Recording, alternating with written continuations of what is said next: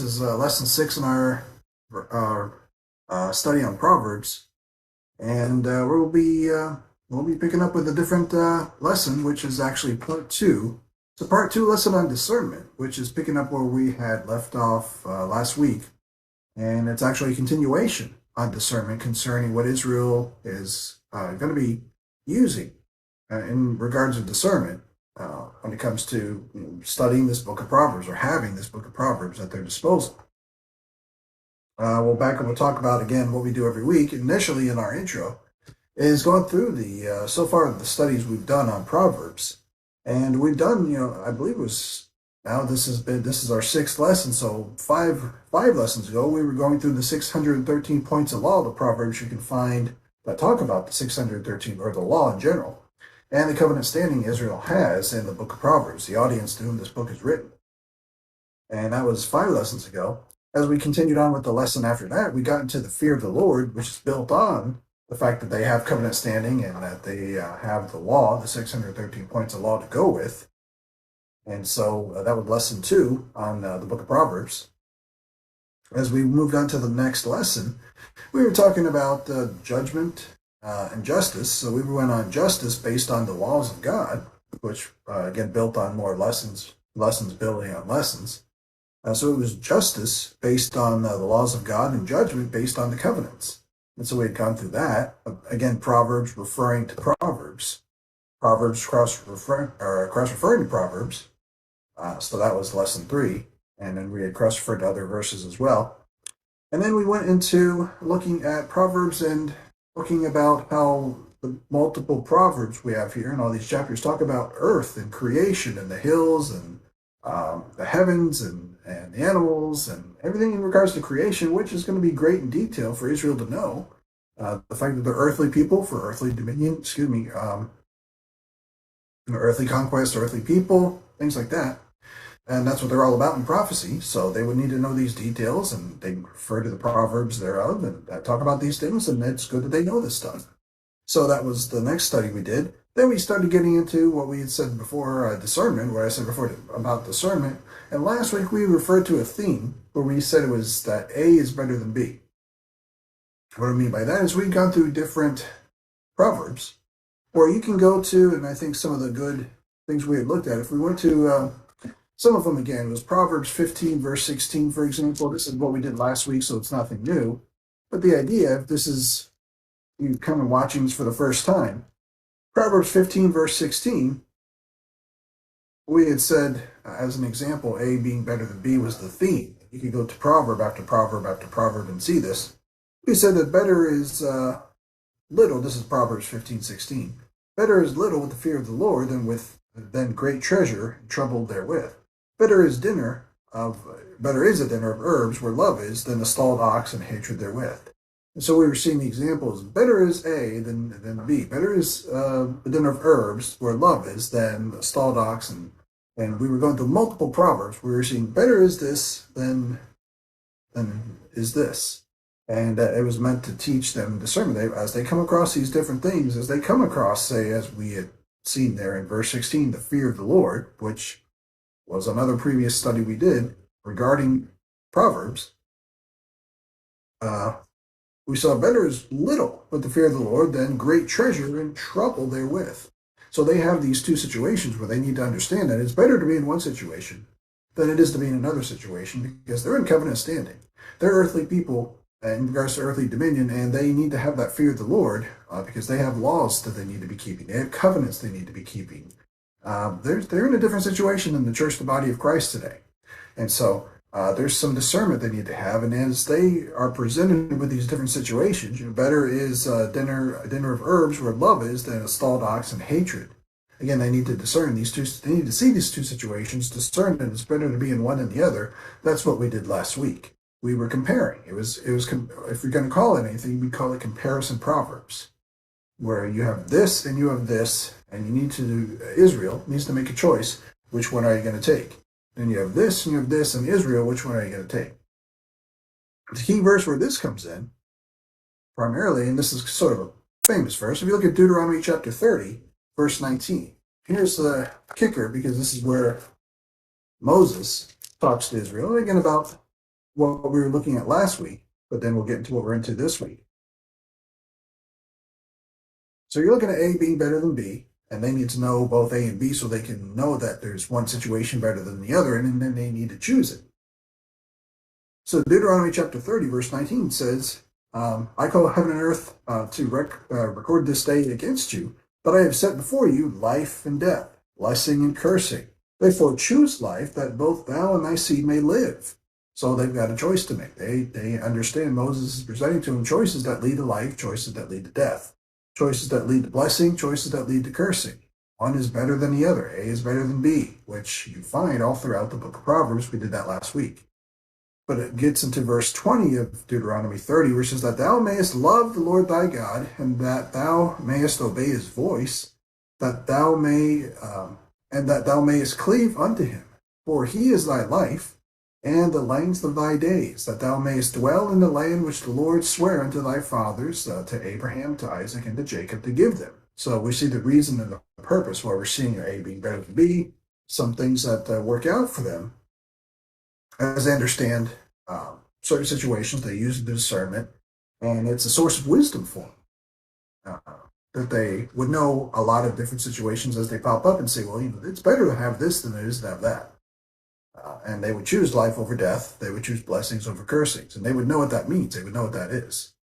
So that was last week. That was part one. Now we're into part two. We're not comparing this week, saying A is better than B. We're kind of moving into the next two letters of the alphabet, and we're saying, well, now we got C and D. And as we look at C and D, we're contrasting them now. Now we're saying, and here's C, but now there's D. And here's what we'll get into with that. We'll see, and we'll even look at some cross-references throughout the Bible when we get into that. So now we're moving into still more Proverbs. In fact, there are so many Proverbs that talk about this that we're not going to have time to go. If we spent time going through every verse and then doing cross references and then doing multiple verses that build on it, we'd be in here for probably 6, 7, 8, 9, 10 lessons on every verse. So we're going to kind of actually do a broad brush on this because there are chapters, probably 4 or 5 chapters that every verse says what we're going through tonight. So from the top of the chapter to the end of the chapter, every proverb is talking about this idea where they can sharpen up their discernment by seeing the fact that there are things that they need to contrast. So, and we'll get to that there. But if we go into the book of Proverbs, and we'll see some introductory examples of what we mean. Let's see. And we'll go to Proverbs chapter 1, verse 7. And it says, it's one we looked at before. So again, we're seeing the idea of the fear of the Lord. It says, the fear of the Lord is the beginning of knowledge, but fools despise wisdom and instruction. So again, there's this contrast where the fear of the Lord is the beginning of knowledge. Let's see. You've got the situation here. But fools despise wisdom and knowledge. So they can see, who's the fool who is the one that despises wisdom and knowledge. You've got the fear of the Lord. That's one thing. But fools despise wisdom and knowledge. So that's an introductory proverb there. We've studied this proverb before, so there's no need to go and cross-refer to multiple different things. But again, to go into Proverbs 3:32, you'll see it again. We're contrasting now. Proverbs 3:32 goes on to say, for the froward is abomination to the Lord, but his secret is with the righteous. Verse 33, the curse of the Lord is in the house of the wicked, but he blesseth the habitation of the just. Surely he scorneth the scorners, but he giveth grace unto the lowly. The wise shall inherit glory, but shame shall be the promotion of fools. So again, in these 4 proverbs, these 4 verses mentioning Proverbs, you're seeing contrasts now. And so again, they're going to come across these things, and these things don't work out in the mystery program. These things you can't read in the mystery program and say, well, this is, and you can, again, like we talk about every week, you can get some spiritual lessons out of this, and you can say, well, I can learn a lot from this, as far as not taking it literally, but learning some pieces of information from it.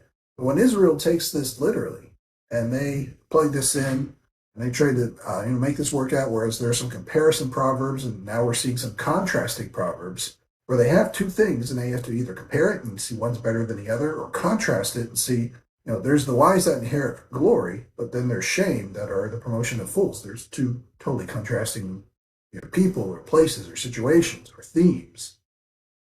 And so they'll need to know these things. They'll need to get that wisdom that is being presented to them, learn it, lay up that wisdom that God's giving to them. And this is what we see here.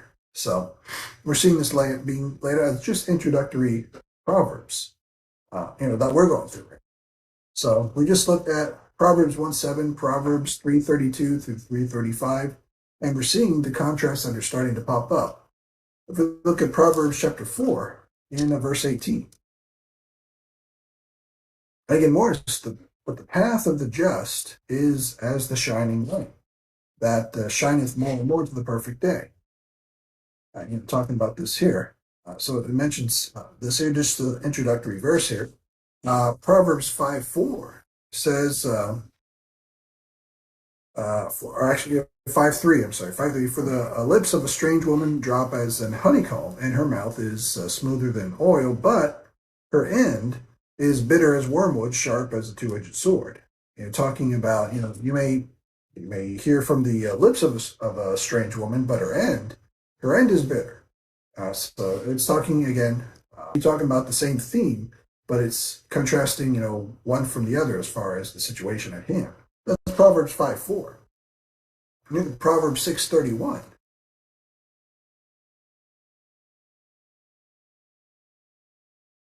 Let's see. It's Proverbs 6:31.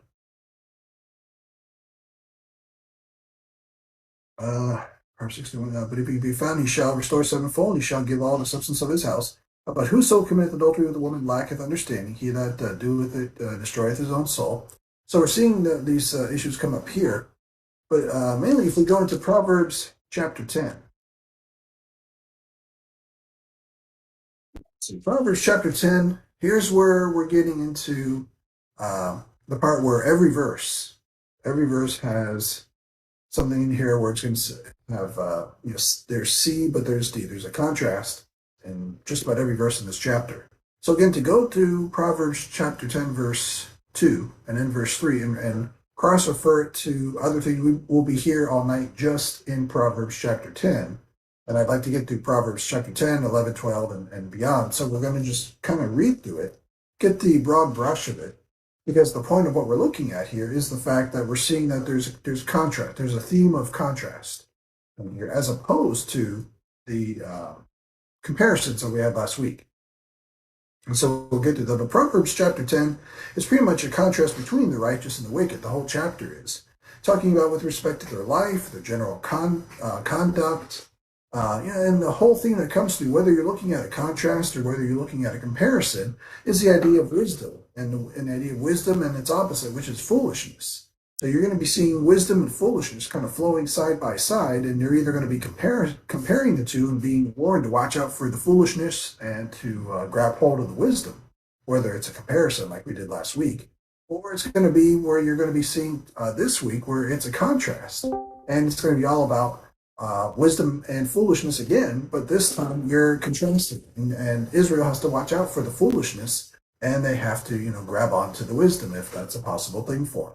So we just kind of went through Proverbs 1, Proverbs 3, Proverbs 4, Proverbs 5, Proverbs 6, just the introductory verses that we wanted to look at showing the contrasts.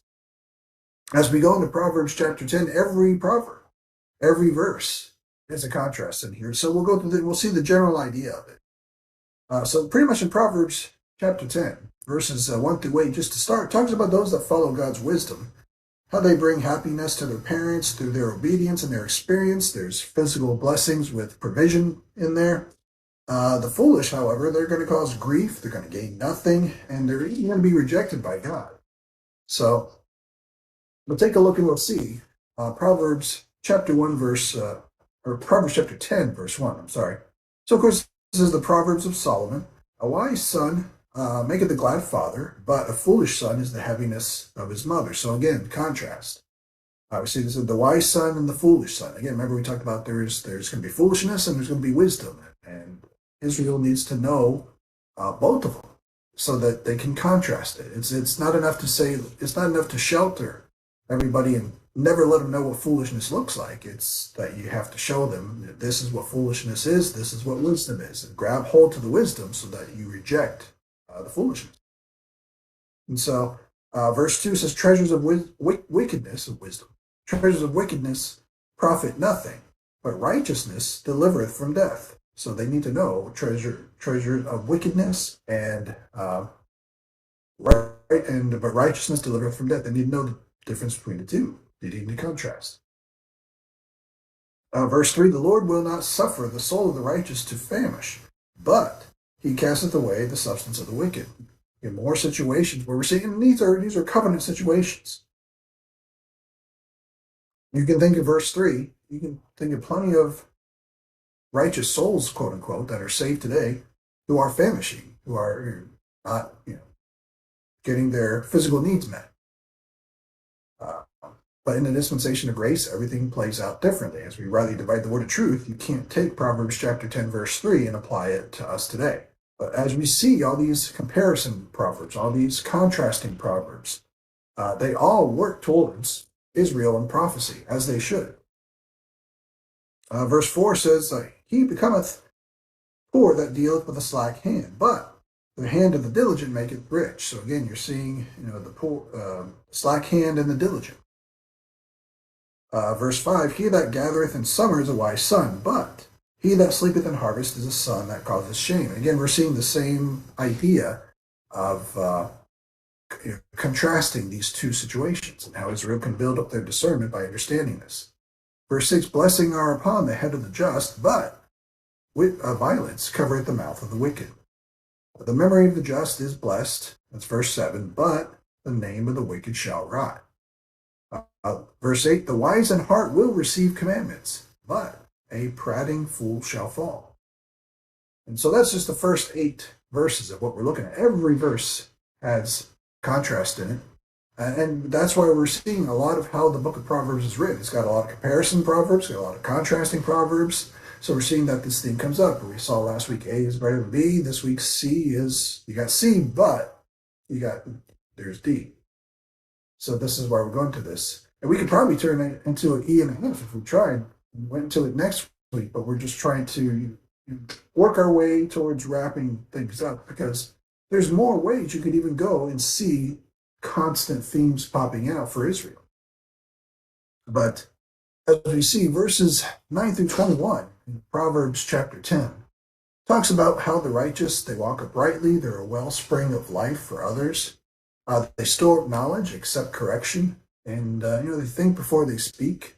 And however, there's now the unrighteous, there's the foolish. As you have the wise, you have the foolish. You kind of think of the parable in Matthew 25 when it comes to these. But the unrighteous now, they pervert their ways. They wink with their eye, they hide their attitudes, and they stir up trouble, reject correction, and end up being very little value. But this is 9 through 21. Again, he that walketh uprightly, this is verse 9, walketh surely, but he that perverteth his way shall be known. He that winketh with the eye causeth sorrow, but a prating fool shall fall. The mouth of a righteous man is a well of life, but violence covereth the mouth of the wicked. Hatred stirreth up strifes, but love covereth all sins. Again, we could do, as we said earlier, verse by verse, we could turn and do multiple,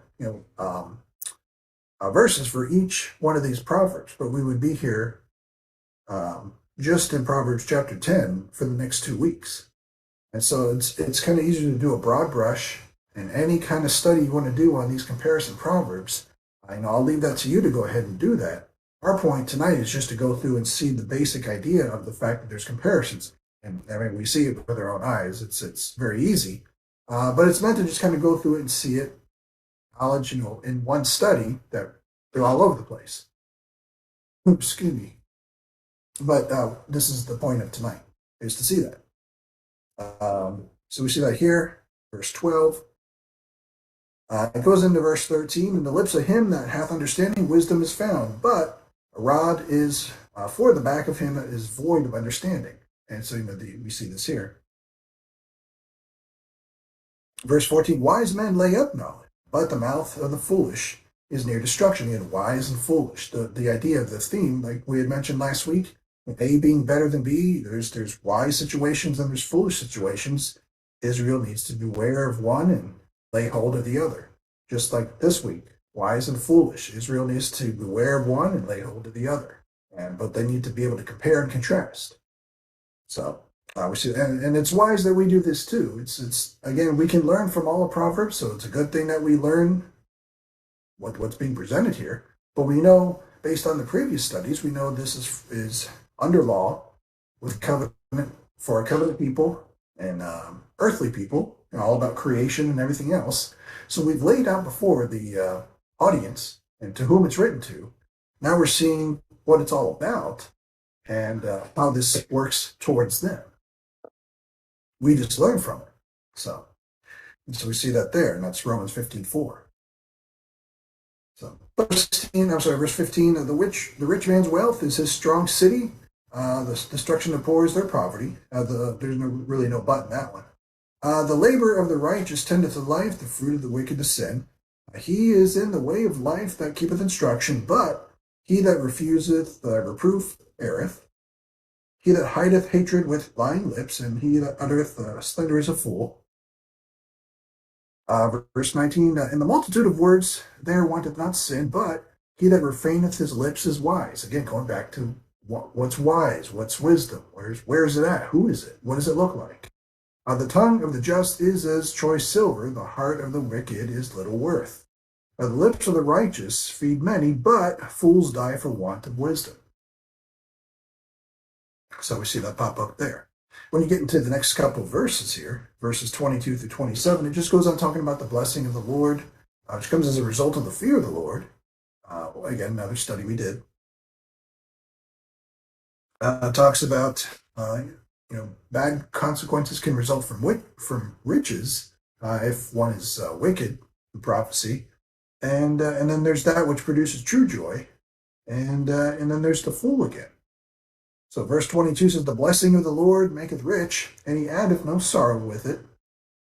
It is a sport to a fool to do mischief, but a man of understanding hath wisdom. The fear of the wicked shall come upon him, but the desire of the righteous shall be granted. Again, you're seeing blessings and cursings and foolish and wicked, and these themes, prophetic themes. See, as the whirlwind passeth, so is the wicked no more, but the righteous is an everlasting foundation.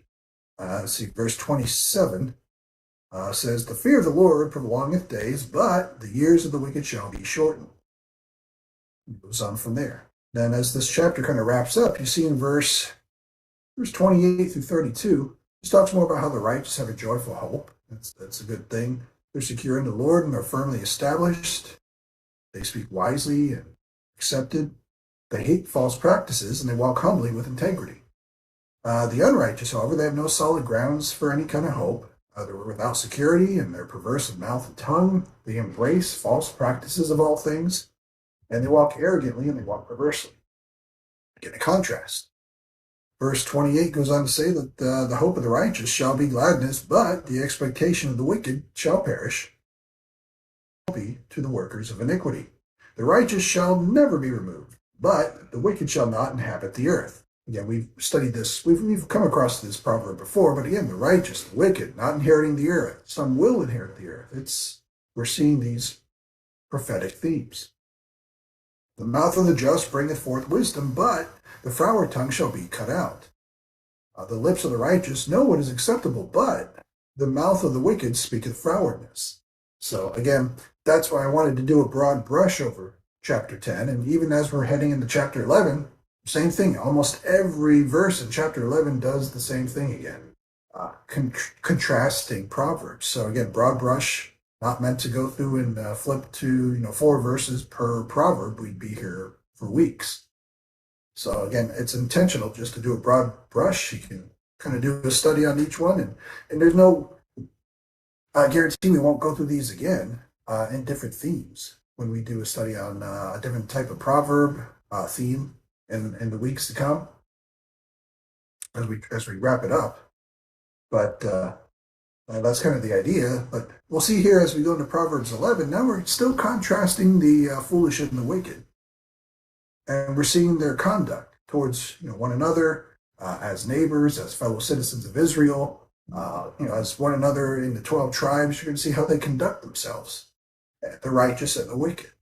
And we see going into verses 1 through 8. They talk about the sad end of the unrighteous and even the triumph of the wise.